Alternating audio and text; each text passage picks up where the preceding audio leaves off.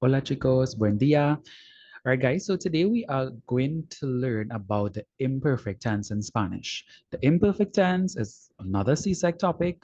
It's also used in, or also taught rather, in the lower forms, Form 3 in particular, some schools, right? So I am Professor Puran and I will be your tutor for this session.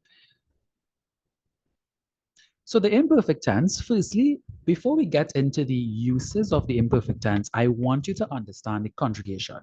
So just as every verb um, over tense in Spanish, rather, the present tense, the progressive tenses, the past tense, well, the imperfect tense is one of the two past tenses, right? You have to conjugate the verbs into the tense. So on the screen, you would see AR endings, ER endings, and IR endings. And if you pay attention, you would also note that ER and IR the endings are the same, right? So you're learning basically two sets of endings. For AR verbs, so same rule basically, you remove the AR and what you form is the stem of the verb, and then you attach the endings to the stem. Aba, abas, aba, abamos, and aban. Of course, it is in the same structure. Yo, tú, él, ella, usted, nosotros, ellos, ellas, ustedes. All right. It will always be in that structure. So this is something that you should be aware of. So anytime you conjugate a verb, you know that it's in that structure. It should be in that structure or in that organization. So you will also notice that aba is the conjugation or the ending for the yo form and the el, ella, usted form. In order not to confuse that, what you can do is use the subject pronouns in front of the conjugation so that you will not confuse yourself. If you are reading more or less, you would see a subject in front, so you wouldn't really have a problem. Teachers usually would be able to distinguish their use within context. For ER and IR verbs, you remove the ER, remove the IR, and you add ia, ias, ia, iamos, ian. So we will get into the actual meaning of this, but I just want to go through the conjugation and the three irregulars. So yeah, one of the greatest thing about the imperfect tense is that there are only three irregulars, so you don't have to learn too many rules. So before we get into that actually, let's look at an example. So we have regular verbs such as caminar, deber, and abrir. So caminar, remove the AR, and what you're seeing there in blue, it's actually now your stem, right? So this here is your stem, and to the stem, you are adding aba, abas, aba, abamos, aban. So you get caminaba, caminabas, caminaba, caminabamos, and caminaban. Deber, we remove the ER and get deb. So debía, debías, debía, debíamos, debían. And abrir, you get abría, abrías, abría, abríamos, abrían. What do these verbs mean? Let's take a minute. So caminar means to walk in the infinitive form. Deber to o, or if you use it with infinitive, should do something. And abrir to open. So when we conjugate these verbs into the imperfect tense, what meaning do we get? And this is actually very important. The imperfect tense is used to generally talk about actions that were incompleted in the past. It's used to talk about actions that were habitually done in the past, as well as for actions that occurred repeatedly or actions that occurred for an unspecified duration of time in the past. What is the English translation to caminaba or verbs when they conjugate into the imperfect tense? The translation is very literal in sense that it means I used to walk or I used to do something. And of course, caminaba, I used to walk. It can also mean like this is something that you did but habitually, right? So it also gives the meaning of like was or were doing, but you cannot mix it up with the past progressive tense. So the past progressive tense, I can talk about it in another video, but the past progressive tense, the difference between the imperfect and the past progressive tense is that the imperfect tense specifies an activity that is done in the past, a habitual activity. And I shouldn't use the word specify because I don't want you to think, well, it's very specific. It's an activity. So let me rephrase, right? It's an activity that used to take place in the past, but we don't know when, and it was habitual.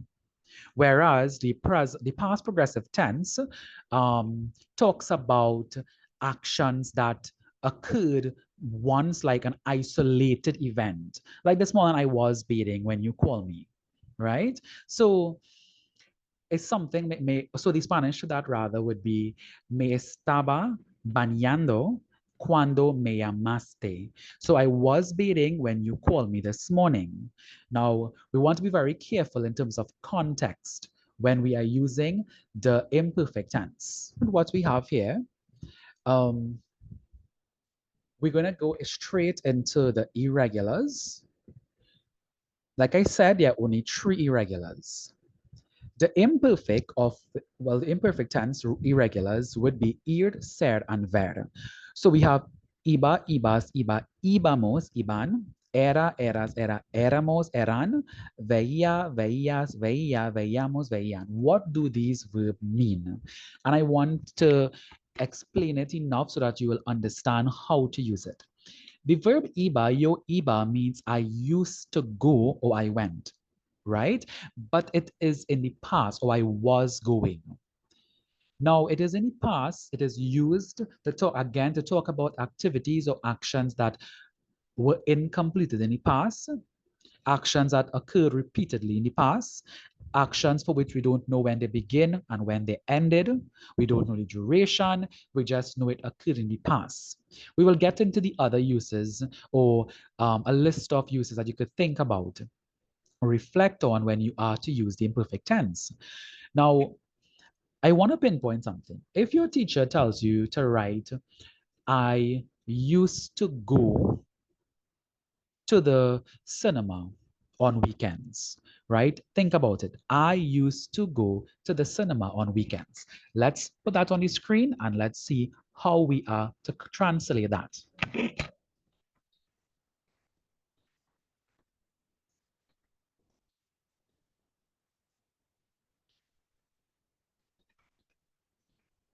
So here we have, I used to go to the cinema on weekends, and I'm specifying on this particular example for a reason. If you ask students to translate this is what students usually will give you. Yo uso. Sometimes you see things like usado, right? Ir al cine los fines de semana. And many times, it's a literal, you all rather do a literal translation for your teachers or even in the exam. But this is incorrect. Why? The imperfect tense already has the meaning of used to do something in it. All you are to do is identify the verb. So think of used to as an auxiliary. It's not a, but just think of it as that. You will not translate the auxiliary, right? You will translate the main verb. The main verb here is go. So like I said, you're going to take this verb and you're going to get the conjugation in the imperfect tense, which in this case, it's irregular. So it's I and it's go. I used to go iba. So now you're going to remove the usado. Usado but literally means used, right? The past participle. And uso means I use present tense. So you're going to remove the IR, sorry, ir, lo siento, and you are going to put iba. Yo iba al cine los fines de semana. Now, that one word, yo iba or iba, means I used to go. right? And again, many times students will say, well, sir, I didn't even know that, one word could have four meanings. Yes, one word could have this four words, not meanings, huh? That's what they say. But the correct thing is to understand that when you are translating, it's not always going to be literal word for word.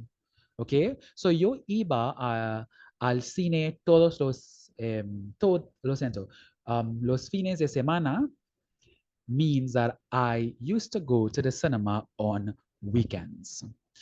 So continuing now, what will era mean? Era means like I was or will, I used to be, or used to be in general, and ver used to see or was seeing. Now it depends, like I said, on the situation.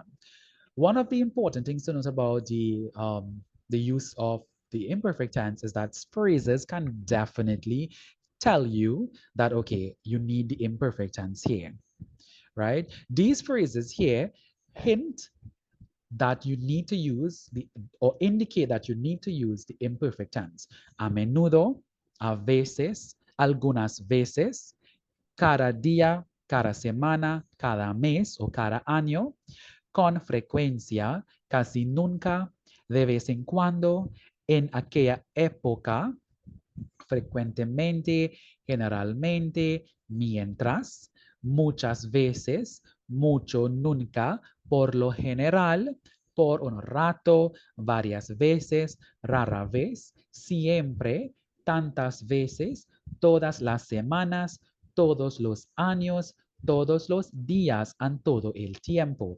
What you will notice that all of these phrases have in common is the fact that we don't know exactly when something happened. We also would notice that a lot of these expressions or words indicate some sort of frequency.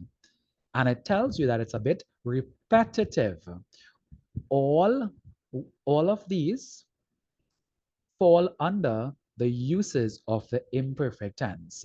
So let us get into a little activity. First, we have andar, revisar, trabajar, descansar, dormir, hacer, and escribir. So let us conjugate these verbs in the imperfect tense and let's try to figure out what the meanings are. Right, so the translations or the conjugation rather on the screen. So for number one, we have andar, andaba, andabas, andaba, andabamos, andaban. So like I said, it means like I used to walk. So andar and caminar is like the same thing, right? Revisar, to revise. I used to revise. Revisaba, revisabas, revisaba, revisábamos, and revisaban. Trabajaba, trabajabas, trabajaba, trabajábamos, and trabajaban. I used to work, or I was working like in a place, right? Descansaba, descansabas, descansaba, descansábamos. Sorry, I'm missing a letter here. So just edit that. Vamos and descansaban. Dormía, dormías, dormía, dormíamos and dormían. Hacía, hacías, hacía, hacíamos, hacían. Escribía, escribías, escribía, escribíamos, and escribían. Like I said, I used to rest, so I was resting. I used to sleep, I was sleeping. I used to do, I used to make, I was making, I was doing. Or I used to write, or I was writing. So, like I said, that is the meaning that you usually get. So let's continue now with the actual uses, get into it. So the imperfect tense is used to describe an action that was already happening when a second action occurred. So for example, I was cooking when my brother came into the kitchen. Notice the came, right? Because that part of the sentence would require the use of the preterite tense. It described two actions that were taking place at the same time. We were cooking and cleaning the kitchen. So two things occurring at the same time. We don't know any information about when that was taking place. Provides background information, especially like if you have to describe the weather, if you're giving any information on the time. It sets the stage for actions to occur, more or less a spin-off from the background information. It used to tell time and weather in the past. Again, background information. It's used to describe people. age, physical appearance, personality, emotions, physical sensations, conditions in the past. It's also used to talk about actions in process or actions that were ongoing, right? Not completed yet. We don't know when they began and when they ended, right? Repeated actions in the past, of course, no concrete number of occurrences, like once, twice, 5 times. You cannot state that. If you do state that, then that is not repeated. It wouldn't be considered repeated. It'll be considered specific or concrete, and then we'll have to use the preterite tense. And of course, imperfective in nature was a word or used to happen in the past. So guys, we have some examples here before we move on to an activity. So the first one is, tú eras bonita, estabas feliz y tenías suerte en el día que te casaste. So you were beautiful, you were happy, and you were lucky the day that you got married. Mi familia siempre iba a California en el verano. My family always went to California in the summer. Or this could be interpreted as, my family always used to go to California in the summer. Eran las 7:30 de la mañana cuando mi hijo nació. So it was 7:30 in the morning when my child born. Los estudiantes estudiaban en la biblioteca. The students were studying, or the students studied in the library. Now let's talk about this one. Estudiaban refers to an unspecified time. As you can see here, there's no additional information. We don't know when they were studying. We don't know for how long. So that is why we say estudiaban en la biblioteca. Now, this is different to like what I was saying in terms of the estaban estudiando, which is the past progressive tense, because if it were lo siento, los estudiantes estaban estudiando en la biblioteca, then we would have had to say, well, okay, they were studying there with their teacher, or make some reference to the fact that it was a one-time activity, it was an isolated activity. Okay, so that is something that we can discuss more in detail when we look at the past progressive tense. But for now, I just want you to understand how simple it is. If you look at the examples here, everything is very clear in terms of the rules. There's no information about when and how long. It just basically tells us that something took place without any sort of extra information, or something was taking place rather without any sort of explanation. So it's your turn to practice. Let us do this activity. I'm going to ask you to pause the video, and then you can complete this and you will see the answers at the end of this video. Remember, if you have any questions, you can let me know, message in the comment. You can find me on Facebook, Spanish with Professor Puran. You can join, there's a CSEC Spanish group run by myself, and you can get a lot of resources there as well. Okay, so don't forget to like and share and subscribe. Also, if you have any questions, feel free to ask in the chat. Right, so guys, I forget to mention number 12 instead of vosotras. You probably were confused.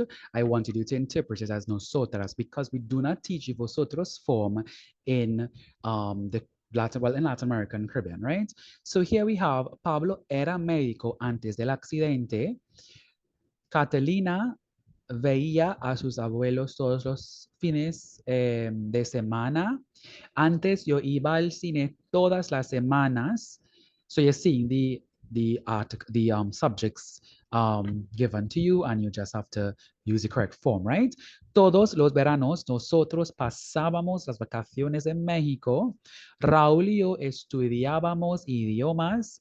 Carlos y su novia miraban la televisión cuando el teléfono sonó. So you see how something like was going on? Carlos and his girlfriend, they were looking at the television. So I'll explain all just now. Juan Jorge tenía 7 años, jugaba al fútbol. Catalina estaba en la playa cuando empezó a llover. Miguel y Juan hablaban alemán en la clase. Ella se lavaba los dientes antes de salir. Nosotros éramos muy traviesos and nosotras tardábamos media hora en llegar. So the first one says Pablo was a doctor before the accident. So we don't know for how long he was a doctor. So that's why we're using the perfect tense, right? Catalina, she saw her grandparents every day, or she used to see them every weekend. Sorry. So we don't know for how long that happened. Before I went to the cinema, um, I used to go to the cinema every weekend. So it's like saying, before now, I used to go to the cinema every weekend. Repeated actions in the past.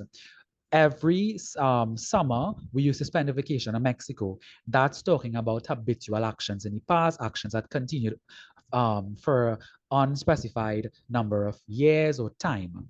Raul and I, we studied or were studying languages.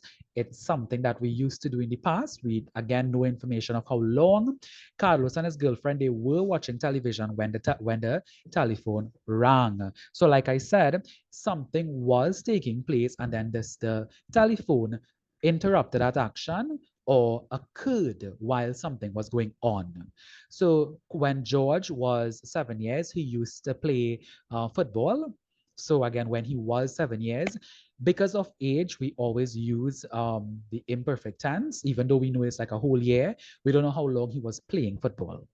Catalina was at the beach when it began raining. Like I said, she was there for that duration of time. We don't know. And of course, we use a star because it's position or location. Miguel and Juan used to speak German in class. Again, a habitual action, something that occurred on specific in terms of time. She she used to wash her teeth or brush her teeth before leaving. And then we were very naughty, again describing our personality when we probably were young. We don't know when that occurred. And the last one, we took about half an hour to arrive, right? So